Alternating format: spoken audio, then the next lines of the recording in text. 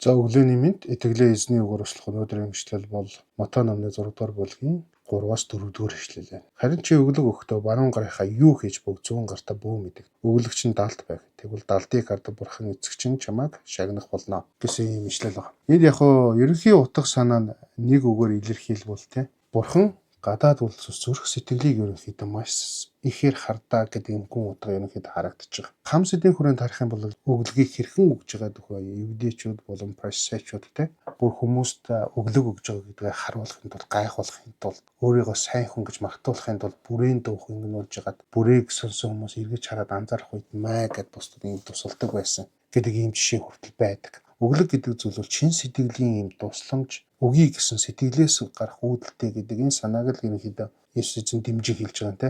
Бурхан нууцаар бидний бүгдийг зүрх сэтгэлийг хардаг учраас бид жүжиглэгч биш харин чин сэтгэлээсээ үйлдэл хийх нь чухлаа гэдэг ерөнхийдөө энд ойлгохыг хүсэж байгаа. Тэгээд эндээс бид нэг зүйлийг ойлгож бодох хэрэгтэй. Яг сүүлийн үед бид нэр сошиал ертөнцөөр те бусдад би ингэж тусалж ин тэгэд тусалж ин гэдгээ бусдад гайхуулахыг зорддог болсон энэ нийгэм магадгүй нэгдүгээр зургийн евдээчүүдийн нөхцөл байдал нэлээд төстэй те. Тиймээс бидний зүрх сэтгэл хэн нэгэнд өглөг өгөхөөр туслахаар хандаж байгаа бол бид эхлээд өөрийнхөө зүрх сэтгэлийг яг юуны тулд ба эсвэл чин сэтгэлээс энэ туслахын тулд байна уу эсвэл хэн нэгэнд харагдахын тулд уу гэдгээ бас тунгаан бодох хэрэгтэй юм байна.